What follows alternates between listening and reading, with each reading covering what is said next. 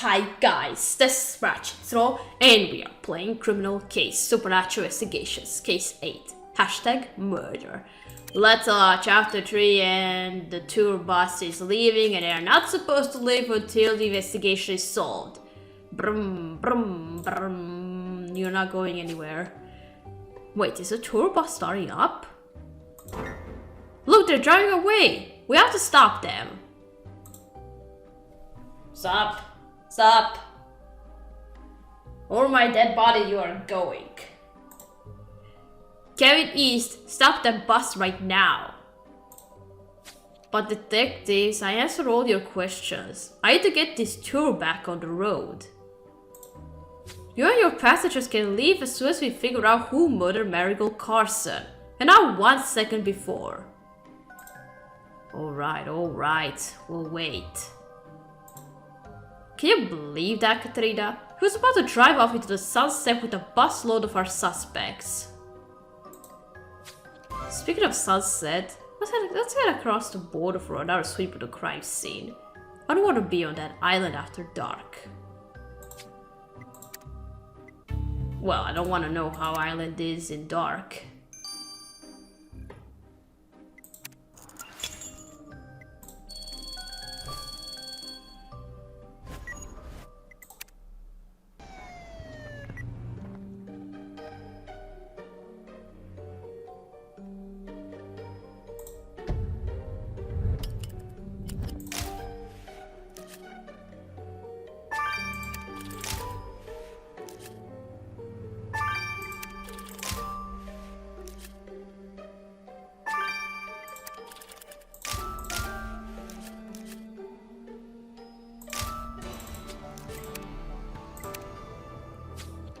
Wow, Marigold really was famous, Katrina.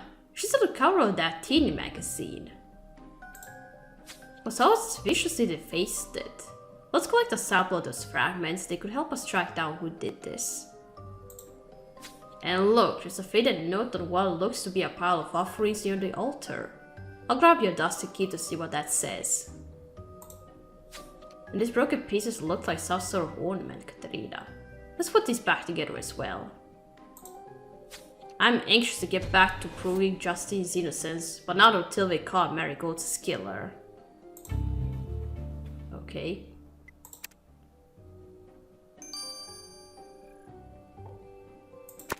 Okay, let's restore this broken ornament. It's supposed to be skull. And it says Marigold. Who would want to make that? This is a Day of the Dead mask, Katerina. And an expensive one too. It's encrusted with diamonds and engraved with gold. Oh, that's right, Mexico has the Day of the Dead. And the victim's name is on it. Do you think this was some sort of gift? There's only one suspect who could afford something like this, Katerina. And that's RJ Fielding. Oh yeah, well it's expensive. This mask is a pretty generous gift. Maybe they were closer than we thought. Let's ask Fielding and find out. Okay.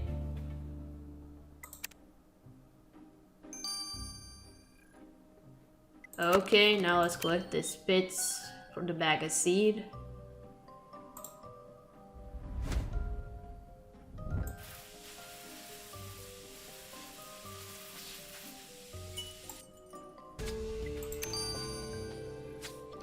Katrina, let's get these fragments to Priya fast. Whatever they are, they may give us some clue as to who defaced Marigold's magazine cover. Okay.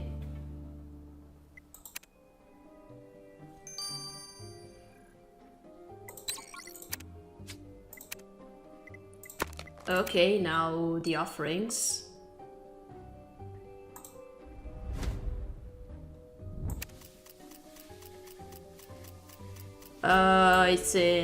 It's in Spanish. The message written on this offering card is in Spanish, Katerina. I'll just run that through the translator. Ah, it says, "Forgive me for the pink-haired pixie." What? The pink-haired pixie is obviously the victim. And the only suspect who presented offering to the dolls in Spanish is Tiffany's grandfather, Jose Carvalho. What are all these offerings to the dolls about anyway, Katrina? Why was Jose asking for forgiveness? And how does Marigold fit into all of this? Come on, let's get some answers from Jose Carvalho. What was that about, man? I just wanted to ask, those are offerings to whom? Let's just talk to RJ. Don't mind me, folks. Just sewing a button back on. The thing got up and popped off. Oh. We're curious about the mask you gave to the victim. Quite an extravagant gift for someone you just met on a bus tour. Truth be told, I was quite enamored by Marigold's buzzer feed before today. Yes, ma'am. So when she posted that she was coming on this island tour, I booked a ticket. I thought that mask would win her affection since she was into spooky things like that. I take it since Marigold broke it, the mask didn't go down well. It did not. Marigold rejected me, if you could believe that. That's never happened before. I thought she might have been intimidated by my money, but she said she wouldn't date a 30-year-old guy. A bruised ego is a strong motive for murder. It wouldn't be the first time. I didn't kill her if that's what you're suggesting, but you folks are free to arrest me. That would at least be something exciting. We may arrest you because you are very suspicious. Okay, let's talk to our creepy dude. What are you people still doing on the island? You must leave, now. Why? What's happening? Marigold made the dolls angry with all her selfies and whatnot. I tried to appease them, but if they don't accept my offering, bad things will happen. What do you mean bad things? They're just dolls. No, not according to the ancient legends. I taught them to Tiffany to be careful around the dolls. I tried to live peacefully with them, collected by spiders, sewing quietly in the evenings, but you mustn't anger the dolls. And how did you appease them for Marigold's disrespect? Was she the sacrifice? No, I would never do that. But please, you must go, now. Please. What are these beige fragments? Katrina, you know the saying, you can pick your friends, but you can't pick your family? No, not. Do I ever? My parents and I have rarely seen eye to eye, and they've never understood me or my problems the way you guys do. You were the ones who helped me get over my unfortunate vampire. You were the ones who helped me get over my unfortunate vampire romance. And I know you guys will support me trying to help Justine. Okay, I know Luke rolls his eyes a lot, the chief yells at me, and Hope is constantly teasing me. But that's just because you all care so much. But what does family have to do with the fragments Katrina found on that defaced magazine? The fragments are skill cells, Katrina. And while I can't map out a comprehensive profile, there's enough here to indicate the DNA is very similar to the victims. Was that misspelled? Is it supposed to say skin instead of skill? What? It's not a perfect match for Marigold herself, but whoever would deface that magazine or left behind those skin cells as a member of her family. Her family? Cecilia Carson, Marigold's cousin, certainly fits that bill. But why would she scratch out Marigold's picture like that? Was she jealous? Let's ask Cecilia and find out. Okay.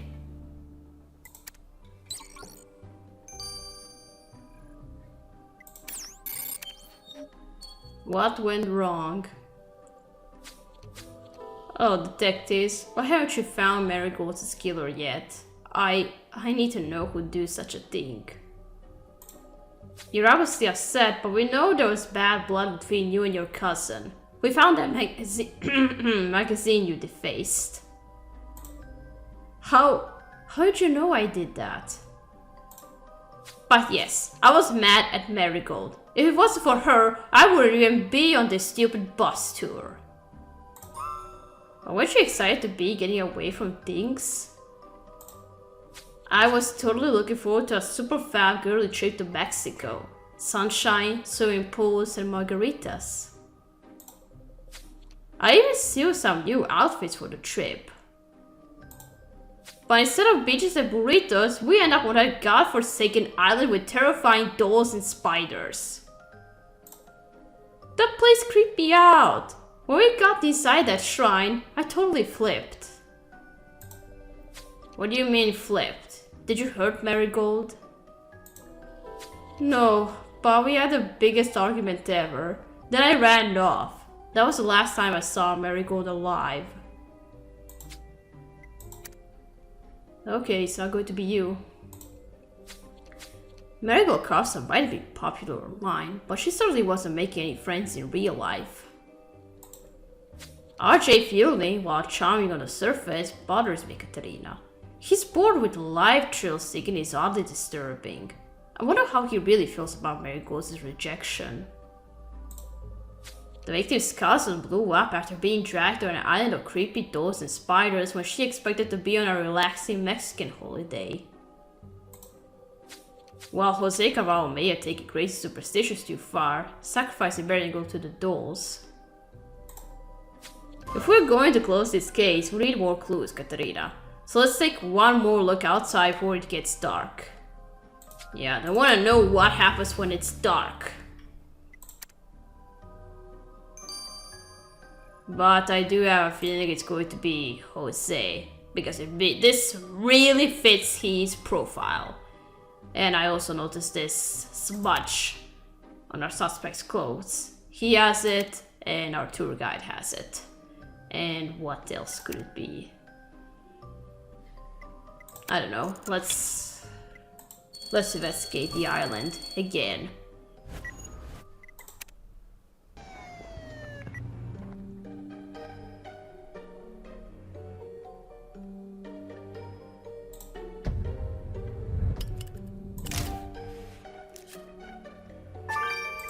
Oh yeah, we still haven't found the murder weapon.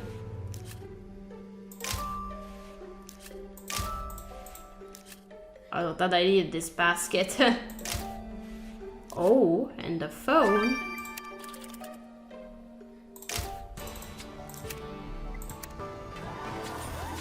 Look, Katria, that's the victim's phone. As an online influencer, I imagine Marigold's entire life is on this device. And I agree, that pile of leaves looks like it's been recently disturbed. Something could be hidden on there. I can almost feel it, Katerina. Marigold's security is nearly within our grasp. That's right.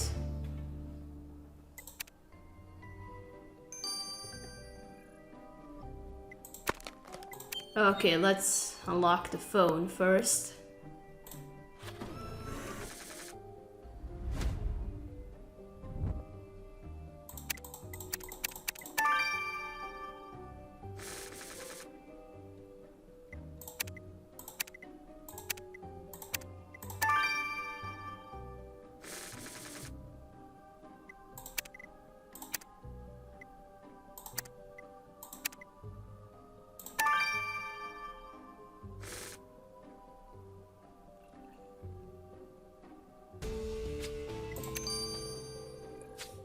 We got Marigold's phone unlocked, but I can't see any obvious clues on the home screen, Katerina.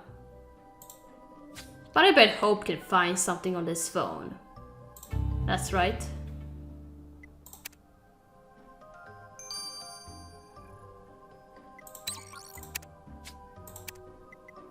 Okay, now let's look through the pile of leaves.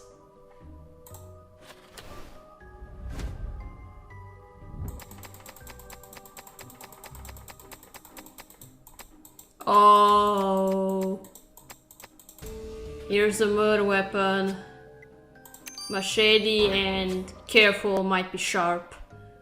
Wow, that's one big knife, Katerina. There's blood all over it. This machete must be the murder weapon. Must have Priya examine every square millimeter of this machete for clues. It's our murder weapon. What's on the phone? You won't believe the amount of trivial stuff Marigold has on her phone, Katerina. Countless blog posts and text messages and literally thousands of photos. But then it means her phone must have been full. Damn. But there is one photo here that might just crack this case. Well, don't hold out on us, genius. What do you have? The photo was taken seconds before Marigold was murdered, and it's a picture of her killer. Her killer? Who is it? Judging by the angle of the photo, it was either falling or running away when she took it, so the image is incredibly blurred. And although you can't make a positive identification, one feature is crystal clear. The killer has a mole.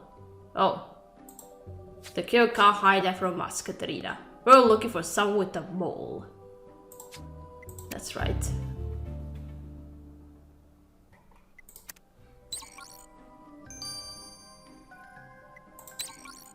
Okay, now the machete. What's on it? This machete tells us anything, Katerina, is that there's a violent killer out there. So I'll keep our report brief. It goes without saying the blood is a match for the victim, and the pattern of the splashes is consistent with the brutal attack. However, it's the pattern of these mud splashes on the machete's handle that I'm more interested in. Mud splashes?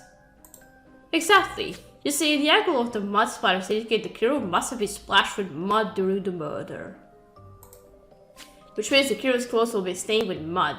We'll be able to spot that a mile away, Katerina. Okay, I was right about that. I don't know about you, Katerina, but I had my fill of this creepy island. It's time we caught Marigold's killer and got out of here. Yes.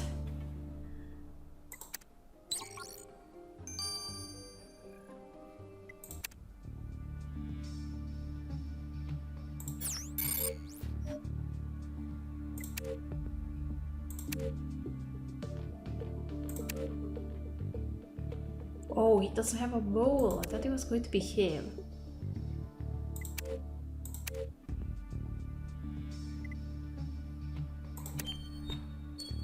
How could she be able to chop up a person's head? She's only a little girl.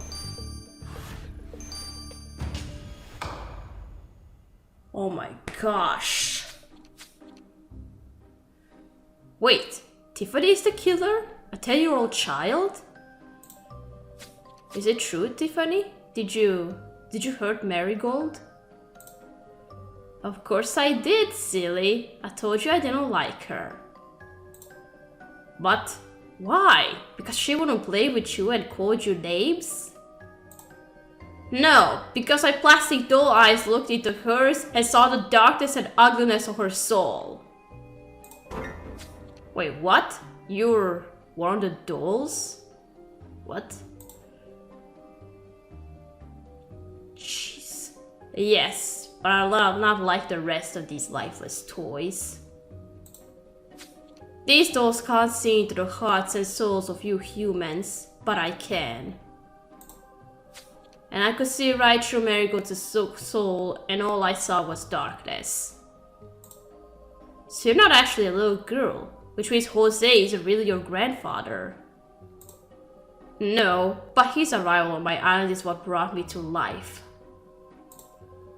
For decades I was lifeless too, but Jose's devotion to me and the other dolls awakened an ancient magic that had enchanted me.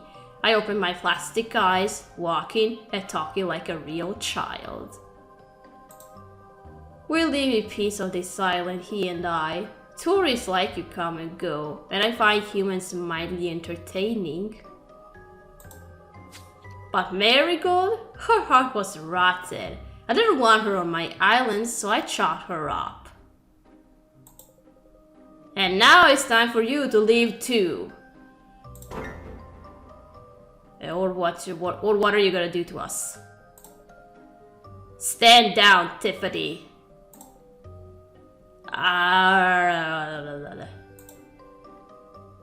We have no choice. Bank. Okay, I'm not gonna miss her at all. Oh my god, Katrina. We almost got taken out by a murderous doll. That's one for the books. Tiffany definitely wasn't human. She was some enchanted doll. Who knew that was a thing? At least the rest of these dolls are just toys. We have a really big problem right now if they weren't. Jose Cavallo obviously was Tiffany's grandfather, and he certainly knew Tiffany was a threat. But how did Tiffany come to life in the first place? And did Jose know she murdered Marigold Carson all along? Clearly there are a lot of questions to answer. But right now, let's head back stateside and report to the chief.